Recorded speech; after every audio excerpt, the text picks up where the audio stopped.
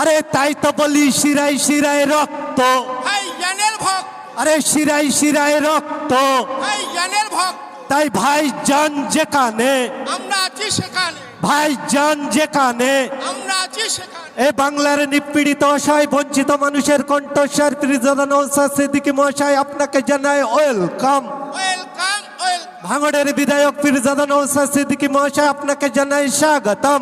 স্বাগতম স্বাগত। এবার আপনাকে স্বার্থপর হতে হবে, এবার আপনার মসজিদের কথা ভাবতে হবে, এবার মন্দিরের কথা ভাবতে হবে, এবার এই আমাদের ধাম চাকলা ধামের ঐক্যের কথা ভাবতে হবে, হিন্দু মুসলমানের ঐক্যের কথা ভাবতে হবে।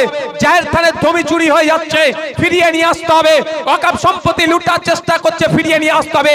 এবার আপনাকে আমাকে স্বার্থপর হতে হবে, আমার বাংলার কথা ভাবতে হবে, আমার পরিবারের কথা ভাবতে হবে, আমার এলাকার কথা ভাবতে হবে, আমার প্রতিবেশীর কথা ভাবতে হবে। আমরা আমার ভাই ভাইবোর কথা এবার ভাববো, কোনো কথা হবে না নওশাদ সিদ্দিকীর সাথে লড়াই করার জন্য বিধানসভায় আগামী দিনে দেগঙ্গা থেকে একজনকে পাঠাতে হবে। হ্যাঁ, যদি 10টা আজকে থাকতো, বুঝতে পেরেছেন মমতা ব্যানার্জির সাহস ছিল বলার যে দিল্লিতে গিয়ে লড়াই করুন, ওয়াকফ আপনি বলতে পারতো। তাহলে আগামী দিনে দেগঙ্গা থেকে যাচ্ছে তো নাকি বিধানসভায় খামচিহ্ন যাচ্ছে তো নাকি? এটা শেষ করছি আপনাদের, এটাই মানসিক প্রস্তুতি রাখুন।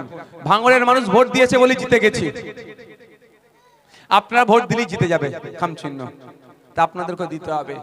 আচ্ছা আপনারা বলুন, আপনারা আজকের দিনে বুঝতে পারছেন তো, যদি 10টা বিধায়ক নওশাদ সিদ্দিকীর মতো থাকতো, একটা বিধায়ক যদি 293টার ঘুম হারাম করে দিতে পারে, তাহলে 10টা থাকলে কি হবে?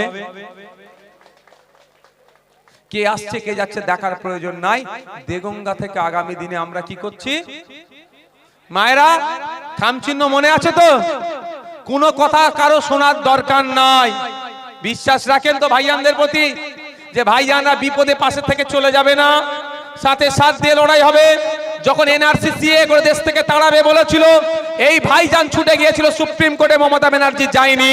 যখন আপনার ছেলের ওবিসি সার্টিফিকেটটা কেড়ে নেওয়া হচ্ছিল, আপনার ছেলে চাকরি পাবে না, আপনার ছেলে উচ্চ শিক্ষায় শিক্ষিত হতে পারবে না, তখন কিন্তু এই ভাইজান ছুটে গিয়ে সুপ্রিম কোর্টে আপনার ছেলের ওবিসি থেকে বাঁচানোর লড়াই এখনো করছে। যখন মাদ্রাসার জমি, মসজিদের জমি, ঈদগাহ জমি, খানকার জমি কেড়ে নেওয়ার চেষ্টা করছে, তথা ওয়াকফ জমি কেড়ে নেওয়ার চেষ্টা করছে, কোন মমতা ব্যানার্জি কিন্তু মামলা করতে যায়নি। এই ভাইজান আপনাদের জন্য মামলা করতে গিয়েছিল। সেই ভরসাটা রাখুন, আগামী দিনে সুষ্ঠু সমাজ ব্যবস্থা আনবো, যেই সমাজ ব্যবস্থায় কে দলিত, কে আদিবাসী, কে মতুয়া, কে নমশূদ্র, কে মহিলা, কে পুরুষ, কে হিন্দু, কে মুসলমান, কোনো বিধাভেদ থাকবে না। সংবিধান যার যে অধিকারের কথা বলা আছে, তাকে সেই অধিকার বুঝিয়ে দেওয়া হবে। এই সুষ্ঠু সমাজ ব্যবস্থা আনতে চলেছি, যদি আপনারা সাথ দেন তাহলে এটাই সম্ভব হবে। সাথ পাবো তো নাকি? হ্যাঁ, সাথ দেবেন তো নাকি? বা অনেকে অনেক কথা বলবে, কাগে কান নিয়ে চলে যাচ্ছে, কাগের দিকে তাকাবার প্রয়োজন নাই, নিজের কানে হাতটা দিয়ে দেখুন। সংবিধান আপনার হাতে সব থেকে বড় পাওয়ারফুল অস্ত্রটা দিয়েছে। অস্ত্রটা হচ্ছে আর্টিকেল 326। আর্টিকেল 326 সংবিধান সব থেকে পাওয়ারফুল অস্ত্র আপনার হাতে তুলে দিয়েছে, ভোটদানের স্বাধীনতা। মাদ্রাসা, মসজিদ, ঈদগাহ, কবরস্থানের ওয়াকফ সম্পত্তি রক্ষার লড়াইয়ে বলেছিল দিল্লি যাওয়ার কথা। ভোটের নোটিফিকেশন হবে, বাড়ির সামনে বড় বড় করে প্রিন্ট করে লাগিয়ে দিতে হবে যে মাদ্রাসা মসজিদের ওয়াকফ সম্পত্তির সময় আপনি দিল্লি যাওয়ার কথা বলেছেন, ভোটের সময় আপনি গিয়ে দিল্লিতে গিয়ে ভোট চান। প্রত্যেকের বাড়িতে এটা লাগানো হবে তো নাকি? বাড়ির দরজার সামনে লাগাতে হবে। তৃণমূলকে বুঝিয়ে দিতে হবে, আজকে তুমি আমার ভোটটা পেয়েছো বলে ক্ষমতার মসনদে আছো, তোমার উচিত ছিল পশ্চিম বাংলার বিধানসভা থেকে রেজুলেশন পাস করে এই আইনের বিরুদ্ধে। এই রেজুলেশন পাস করেনি। কদিন আগে দেখলাম মালদাতে গিয়ে নির্লজ্জের মতো মিথ্যা অসত্য কথা মমতা ব্যানার্জি বলে গেলেন, তিনি নাকি রেজুলেশন পাস করেছে। আমি দায়িত্ব নিয়ে বলছি, ওয়াকফ আইন সংশোধনীকে চ্যালেঞ্জ করে পশ্চিম বাংলার বিধানসভায় কোনো রেজুলেশন পাস হয়নি। আর পশ্চিম বাংলা সরকারের পক্ষ থেকে ওয়াকফকে চ্যালেঞ্জ করে কোনো মামলাও হয়নি। কিন্তু মমতা ব্যানার্জি দুটো অসত্য কথা তিনি র্যান্ডামলি বলে গেলেন। ওই জন্য বলছি, একবার সামনাসামনি বসিয়ে দেন না, তারপরে বুঝিয়ে দেবেন, মজা বুঝিয়ে দেবো একদম নওশাদ সিদ্দিকী কি জিনিস, আর একবার বুঝে যাবে বাংলার মানুষ। আমি শুধু অপেক্ষায় আছি, আমি ব্যাট নিয়ে দাঁড়িয়ে থাকি, ঠিক বল পেলে স্টেডিয়ামের বাইরে করে দেবো, না বল পাচ্ছি না। ওয়াকাফ আপনাদের এখানে তৃণমূলের নেতারা সবাই নয়, কিছু কিছু নেতা আইএসএফ সম্পর্কে আমার বড় ভাইজান সম্পর্কে অনেক বাজে মন্তব্য করছে। আমি তাদেরকে আপনারা বলবেন যে তুই অত বকছিস, ওই যে তৃণমূলের নেতাকে বলবেন ওর দাদুর কবরটা যে এখনো সুরক্ষিত আছে, ওর দাদিমা যে কবরে শুয়ে আছে, ওর নানা যে কবরে শুয়ে আছে, ওর আব্বা যে কবরটাই শুয়ে আছে, ওই কবরটা এখনো কেড়ে নিয়ে মদের যে ফ্যাক্টরি বানিয়ে দেয়নি, এটা অন্য কারো মমতা ব্যানার্জির জন্য নয়, এটা আব্বাস সিদ্দিকীর জন্য এখনো তোদের কবরটা বেঁচে আছে। কারণ আপনারা জানেন, এখন ওদেরকে বলবেন যে তোরা এই ধরনের আব্বাস ভাইজানের সম্পর্কে বাজে মন্তব্য করছিস, যখন মাদ্রাসা, মসজিদ, ঈদগাহ, কবরস্থান তথা ওয়াকফ সম্পত্তি কেন্দ্র সরকার কেড়ে নেবার জন্য চেষ্টা করেছিল, কখনো কখনো মমতা ব্যানার্জি, কোন অভিষেক ব্যানার্জি, কোন চালচোর নেতা এসে এই কবরস্থানের জায়গাটা বাঁচানোর জন্য এগিয়ে আসেনি। আব্বাস সিদ্দিকী এসেছিল, তার ভাইকে দিয়ে সুপ্রিম কোর্টে মামলা করিয়েছে। আমাদের মতো গুটি কয়েক মানুষের মামলার জন্য এখনো আপনাদের কবরস্থানগুলো সুরক্ষিত আছে। যে তৃণমূলের নেতাটা বড় বড় কথা বলে, তো তাকে বলবেন তোমার দাদু যে কবরটা শুয়ে আছে, ওই কবরটা এতক্ষণ জুতোর ফ্যাক্টরি হয়ে যেত, দখল করে নিয়ে এখনো দখল করতে পারেনি। ওটা আব্বাস ভাইজান সুপ্রিম কোর্টে মামলা করেছে তার ছোট ভাইকে দিয়ে, এই জন্য বলতে পারবেন তো নাকি? বক্তব্য শেষের দিকে আসছি। তৃণমূল কংগ্রেস আমাদের সাথে পেরে উঠতে পারছে না যুক্তি তর্কে। আমি তো বলেছি একটা চ্যালেঞ্জ হোক না, মমতা ব্যানার্জি থাকবে আর আমি থাকবো। আমি মমতা ব্যানার্জিকে যদি ভুল না প্রমাণ করাতে পারি, উনি শুধু মুসলমানদের বিরুদ্ধে নয়, দলিত, আদিবাসী, বাংলার মানুষের বিরুদ্ধে যদি ভুল না প্রমাণ করাতে পারি, তৃণমূলের যদি ঝান্ডা ধরতে বলে আমি ধরে নেব। এত বড় আমি চ্যালেঞ্জ দিয়ে বলছি। আর একটা কথা, আর মমতা ব্যানার্জিকে আমি ভুল আমি প্রমাণ করিয়ে দেব, তাহলে কি আইএসএফ এর ঝান্ডা ধরাবো? উড়ি বাবা না, বলবো অনেক হয়েছে। 14টা বছর ধরে বাংলার মানুষকে আপনি নাজেহাল করে রেখেছেন, বাংলার মানুষকে আপনি ধ্বংস করে দিয়েছেন। এবার একটু অব্যাহতি নিন মা আমার, আপনি হেরে গেছেন, এবার একটু অব্যাহতি নিন। বুঝতে পারছেন? চ্যালেঞ্জ হোক। পারবে না, জীবনে বসাবে না, জানে বসালি এক্সপোজ হয়ে যাবে। নাটক ধরিয়ে দেবো।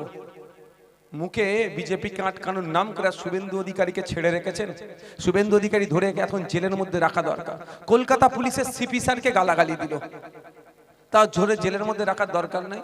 ও বাইরে বেরিয়ে ঘুরছে আর সাম্প্রদায়িক কথা বলছে, হিন্দু মুসলমানের মধ্যে অশান্তি লাগিয়ে দিবার মতো কথা বলছে। হ্যাঁ, ওকে ধরে জেলের মধ্যে রাখা দরকার, তো ওকে কিন্তু রাখছে না। আর তৃণমূল আমাদের বিরুদ্ধে কিচ্ছু বলতে পারবে না। দুটো কথা বলবে। প্রথম কথা হচ্ছে, একটাই কথা বলবে যে ভোট কেটে বিজেপির সুবিধা করে দেবে। তাহলে একটা এগ্রিমেন্ট হোক, আব্বাস সিদ্দিকী সই করবে, মমতা ব্যানার্জি সই করবে। আব্বাস সিদ্দিকী কি লিখবে? আপনাদের বড় ভাইজান যে আইএসএফ যেখানে যেখানে প্রার্থী দেবে, ভোট কেটে যদি বিজেপি আসে, তৃণমূল যা শাস্তি দেবে মাথা পেতে মেনে নেবে। কিন্তু ওখানে মমতা ব্যানার্জিকে সই করতে হবে এগ্রিমেন্টে। তৃণমূল যেখানে যেখানে প্রার্থী দেবে, সেখানে যদি বিজেপি আসে, আইএসএফ যা শাস্তি দেবে মাথা পেতে মেনে নিতে হবে। ভাই কি গো, আর যদি আমরা বিজেপির কথা হই করি, তাহলে এই সিগনেচারে সই করবো আমরা?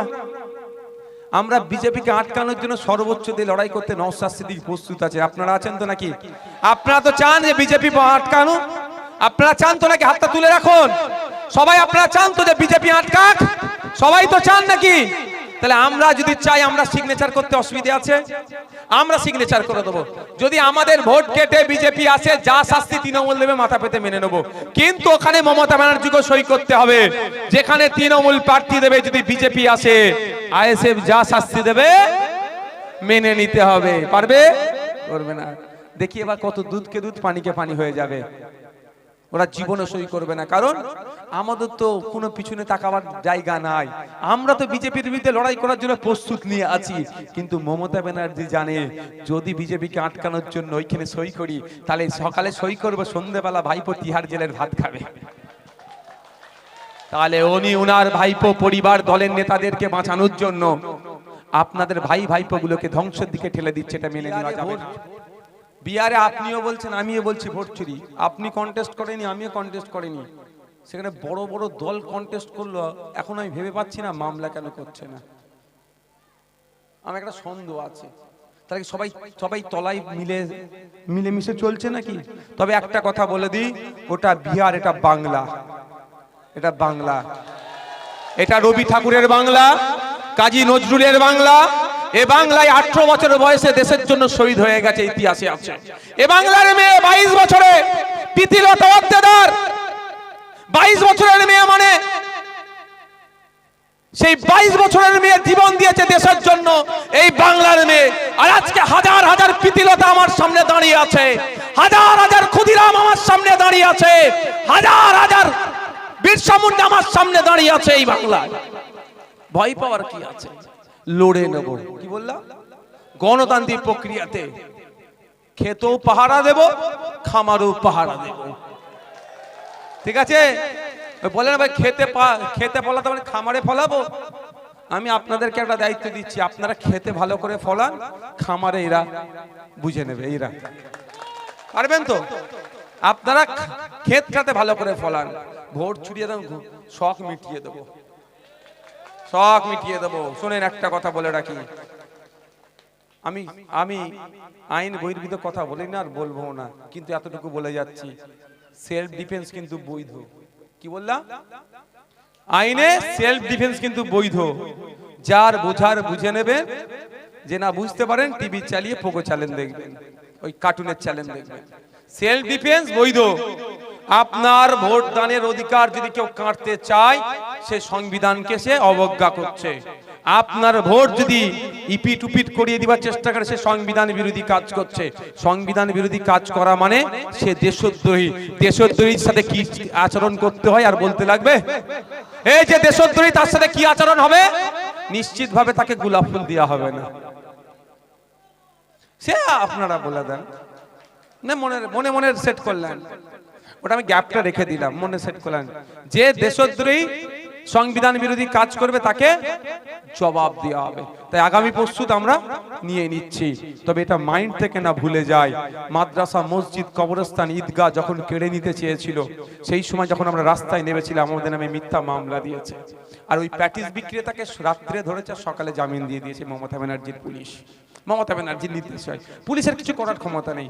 এই লোকাল থানা টানা আমি কোনো দিকে পুলিশকে খুব একটা বেশি চিৎকার চেঁচামেচি করি না, হয়ে যায় কিছু কয়েক জায়গায়, কিন্তু আমি করি না। এদের কিচ্ছু দোষ নেই, ওপর থেকে নির্দেশ দেবে এইভাবে কেস সাজাও। এমন কেস সাজিয়েছে, এখনো মুসলমান ছেলেরা ওয়াকফ মিথ্যা মামলায় জেল খাটছে, আর প্যাটিস বিক্রেতাকে যারা মারলো সে জামিন পেয়ে গেল। এটা মমতা ব্যানার্জির চক্রান্ত। তাহলে এদের পাল্লায় পড়া যাবে না, এটা মাথায় রাখবেন। সকলে ভালো থাকবেন, সুস্থ থাকবেন। অনুরোধ একটাই, রাজনৈতিক হিংসাতে জড়াবেন না। দিনের শেষে প্রতিবেশী, এটা মাথায় রেখে রাজনীতি করবেন। আস্তে আস্তে আপনারা বিদায় নেন। দিনের শেষে প্রতিবেশী, এটা মাথায় রেখে। ওই আচ্ছা, আমাদের এখান থেকে যে শীত বস্ত্র বিতরণের জন্য যে কুপনের ব্যবস্থা করা হয়েছিল, যাদের হাতে কুপন গিয়েছে তারা একটু অপেক্ষা করুন, তাদের হাতে দেওয়া হবে। তবে একটা আমি নেতৃত্বদের বলবো, একটাও ছবি না ওঠে। যাদের হাতে কম্বল তুলে দেবেন, একটাও ছবি তুলবেন না। সূচনার জন্য এখানে আমাদের অবজারভার আছেন শামসুর আলী মল্লিক সাহেব, আর নেতৃত্বরা যারা আছেন, ওই পুষ্পা ওই টিমের মধ্যে তারাও তো আছে মনে হয়, তারা আছেন। আমি একটা আমাদের নেতৃত্বদের হাতে তুলে দেব, ওটা সূচনা হবে। আমরা ওই আদর্শ নিয়ে চলি না। একটা কম্বলের দাম কত হবে? 500 টাকা, খুব বেশি হলে ওই 500 টাকার জন্য একটা গরিব মানুষকে ছবি তুলে আমি অ্যাড করব, ও রাজনীতি আমরা ভাই করব না। ও দরকার নেই, দরকার হলে কম্বল দেবই না। অন্যদের মতন একটা 100 টাকার শাড়িতে 4 জন হাত বেরিয়ে রেখেছো, ওই 100 টাকার শাড়ি দুবার পরলে ছিঁড়ে বেরিয়ে যাবে, আমরা এটা করব না। তো আজকে শুভ সূচনা।